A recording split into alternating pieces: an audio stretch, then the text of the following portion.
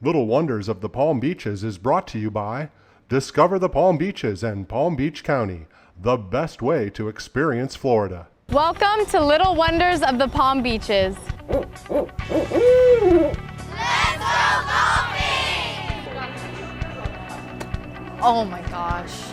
This is turtle nesting paradise. Hey y'all, welcome to Yesteryear Village. This is Crossing for a Cure. So Rachel, what are these things? Well, they're called records. Painless dentistry? Yeah, right. This is Safari Falls. He is so cute. We're coming to the Loxhatchee River Center. Back at you. I'm just going to take this nice big piece of fish. I'm going to toss it in like this. Wow. And I slurp it up.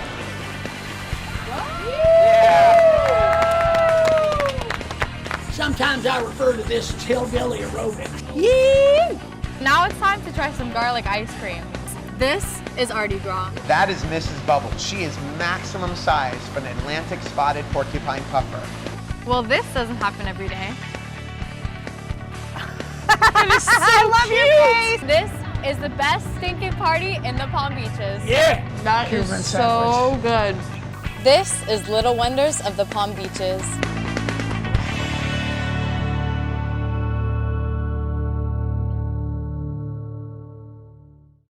Little Wonders of the Palm Beaches is brought to you by Discover the Palm Beaches and Palm Beach County, the best way to experience Florida.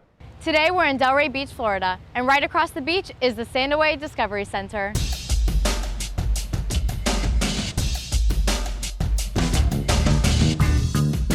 Hey Evan, how are you? Hi Gemma, how's it going? Nice to meet you. Yeah, thanks for visiting Sandaway Discovery Center. Can't wait to show you around, see all the animals, and check it all out. Yeah, let's go. Awesome.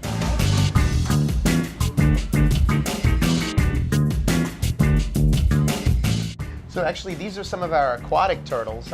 All the animals that we have here are either injured wildlife or surrendered pets. Some of our animals like Maggie the gopher tortoise or Chomp the alligator, all were found abandoned in the wild and need our help, so we have them here. Otherwise, like these turtles, someone's pet, they didn't want them anymore, and we take them in to give them a nice home. So this is Rusty. Rusty is a red rat snake. They call him that because obviously he's red and he eats rats. But Rusty is our education animal. He meets all of our visiting school groups every day of the week. He's super friendly, a native snake to Florida. He's so cute. Oh yeah. What else do you have going on in here? This is our reptile amphibian room. So besides Rusty, we have Chomp, our little rescue baby alligator. Oh. We're kind of her foster home until she gets big enough to go to a preserve with all the rest of her kind. Where did you guys find her? I believe she came from Orlando. They found the baby gator without a mom, and at that size, Yeah. baby gators need a mother to protect them. So we're just kind of keeping her here until she's a little bit larger. okay. Yeah. How long have you guys had Rusty? Rusty's been here about 12 years now. Oh, wow. Yeah, he's a full-grown adult. Was someone's pet at one point, and they realized they couldn't handle His a tongue reptile. feels so cool. But a lot of people confuse them for rattlesnakes because they have that checkered pattern. Yeah. So we talk to people here about why it's important to know the animals. They balance the ecosystem. They're all here for a reason. And we get them introduced to Rusty. We have crocodiles in Florida. The only spot, though, is really far south in Miami. But sometimes every now and then they get lost. The American crocodile is found only spotted in North America in Florida, but they're throughout Central and South America. So this is our invertebrate touch tank. We have a bunch of different sea animals from all over the ocean here. Probably one of my favorite is the chocolate chip sea star. Wow.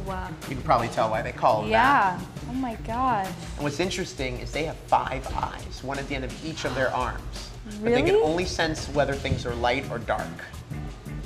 So one thing about sea stars is they have an amazing power of regeneration. If they were to lose an arm, it would grow back.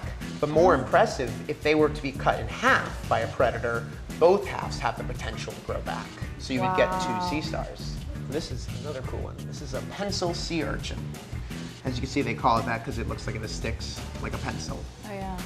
And we actually keep them in here, but they're herbivores. So they eat algae that grows along the glass in the tank.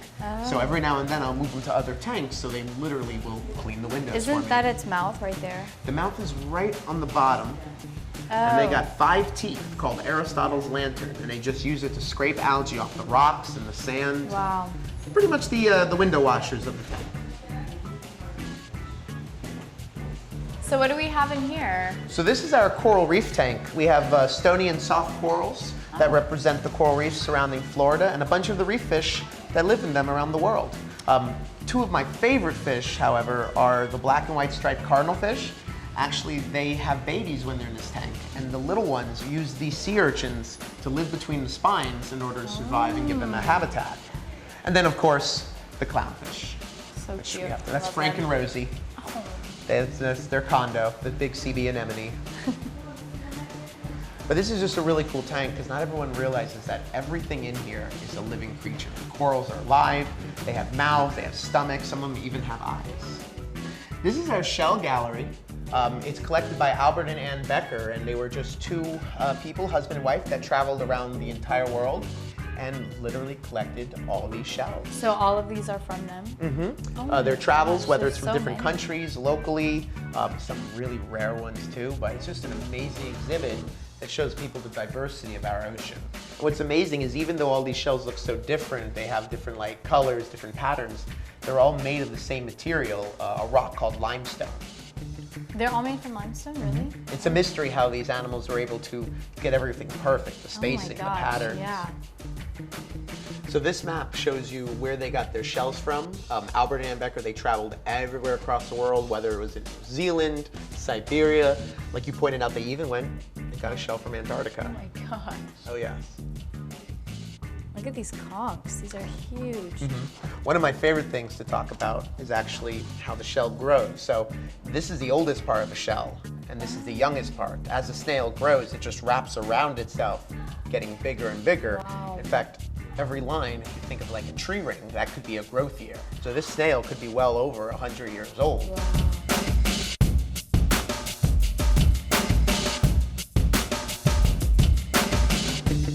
These are our nurse sharks. They are about maybe 7 to 12 years old, and they look hungry. So what I'm gonna do is I'm just gonna take this nice big piece of fish, I'm gonna toss it in like this, Wow. and they slurp it up. And that's how these guys got their name, because they slurp in their food like a baby nursing on a bottle. Come on, guys, get it. And we got 3 different ones in here. We have boy, boy, girl. The largest one is the girl. She's about 12 years old. Really? The other ones are around 8. Are the females usually bigger?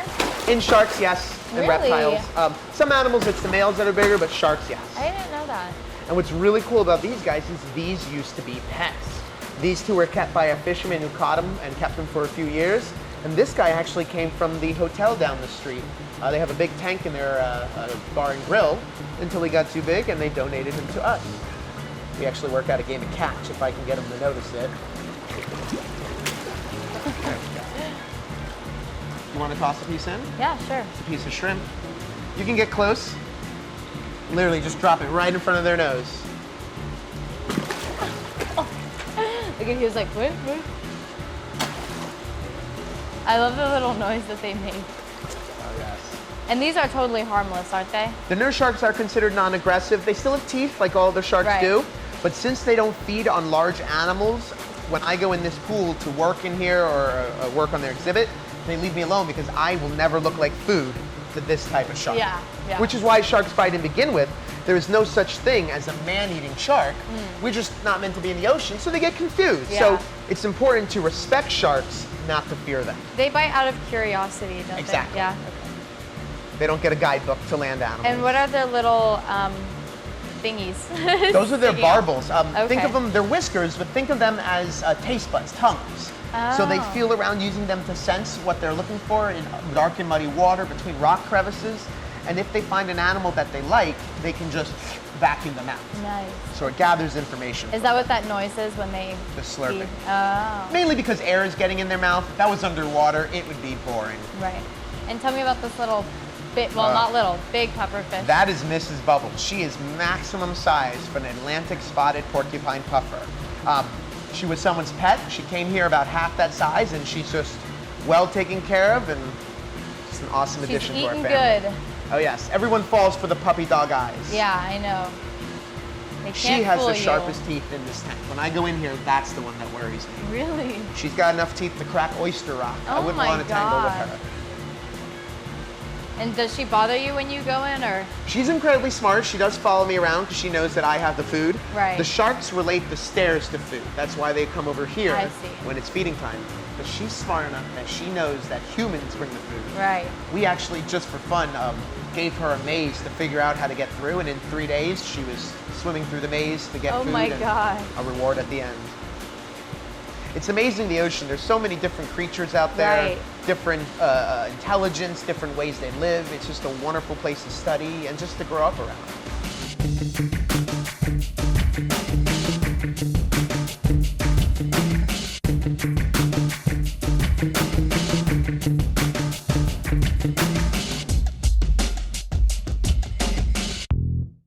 Little Wonders of the Palm Beaches is brought to you by Discover the Palm Beaches and Palm Beach County, the best way to experience Florida. This is the newly remodeled Norton Museum of Art in downtown West Palm Beach, where there is always something going on.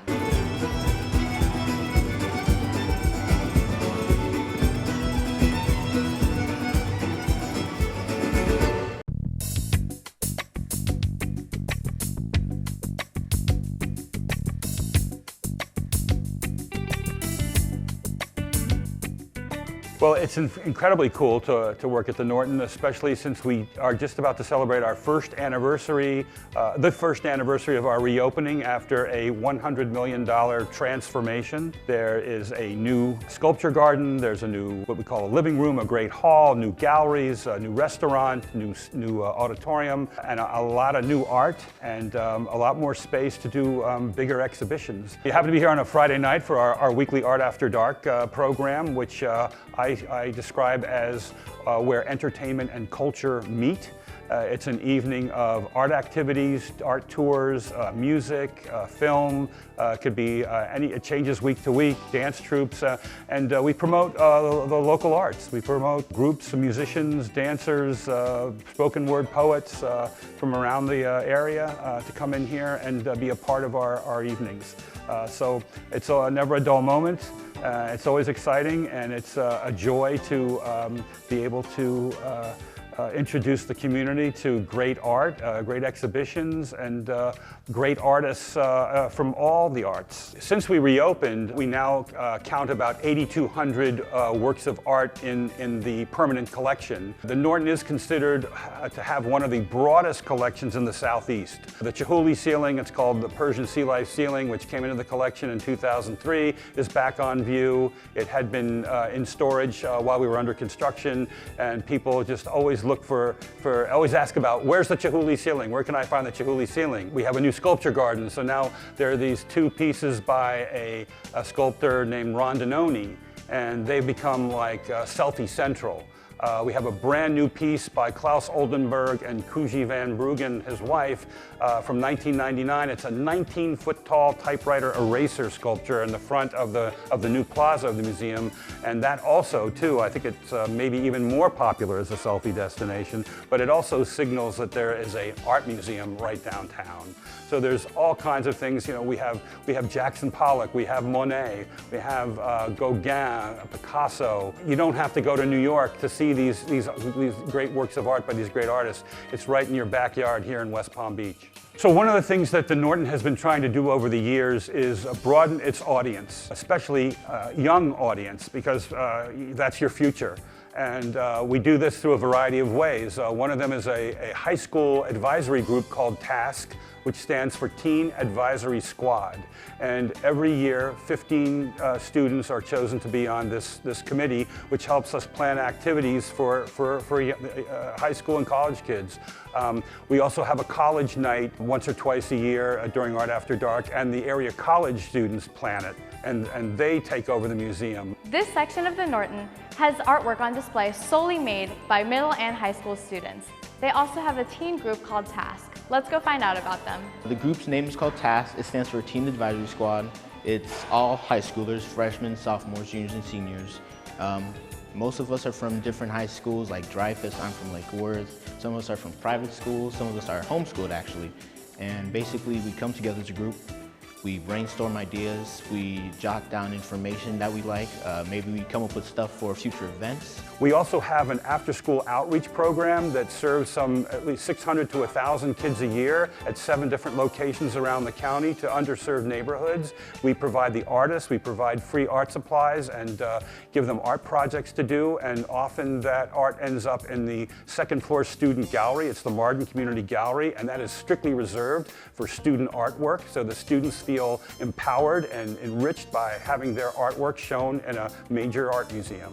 We have the great fortune that in 1941, a retired industrialist named Ralph Norton and his wife Elizabeth, who had been collecting art since the 1920s, decided that this was where they were going to leave their art collection. They were going to build a museum, and for posterity and for the future generations, they were going to leave an art collection that consisted of Chinese jade and bronze, Impressionist paintings, Brancusi sculptures, and on and on. That they were going to leave this to the West Palm Beach community. They wanted the local residents and beyond to share the beauty and the enrichment in their lives that they felt by having this art.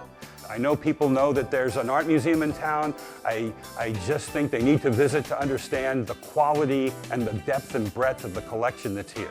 I really like kind of the sculpture areas as well as the sculpture garden. There's a lot of prominent artists there that I really not even just connect with, but I really thoroughly enjoy. I really love the typewriter eraser that's at the front of the museum because I think it just like catches your attention a lot, and since it's so big, and I think it's a cool way to show what art is to new people. The Norton has a really good mix of a little bit of everything, and I think that's really cool.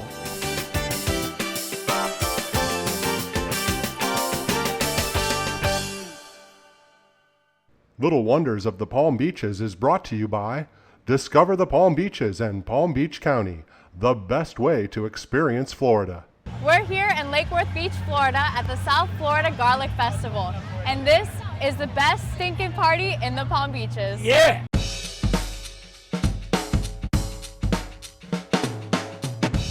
We're here today with Lindy. Lindy, what's going on here? We are at the South Florida Garlic Fest, the best stinking party in South Florida, and it's our 21st birthday.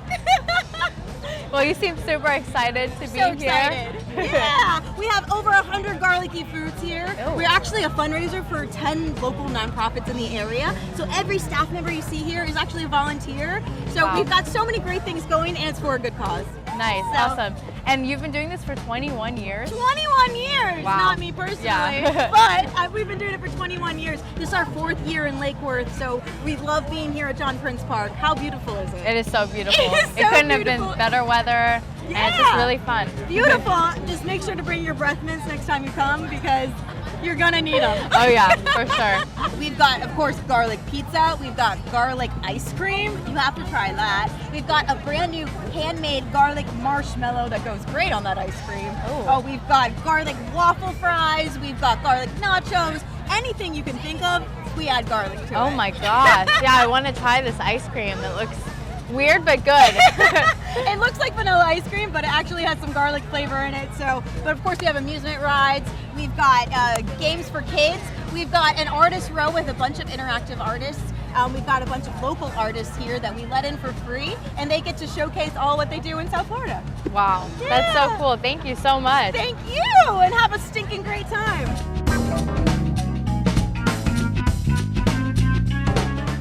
So what's going on here with these garlic donuts? I've never heard of that before. Well, it's become a thing.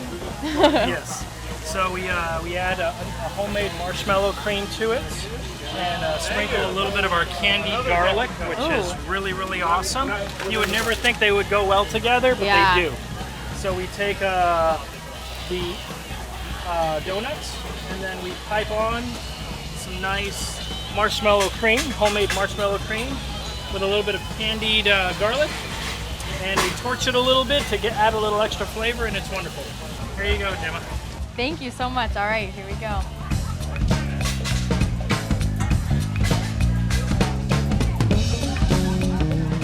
Oh my gosh, It works. that is really good. Yes.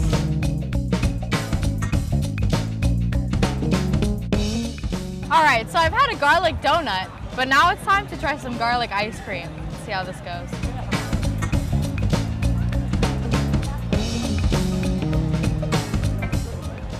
Weird. It's like vanilla ice cream, but with like a little hint of garlic, but it's really good. It's like sweet and savory. I like it. Pure garlic powder granules.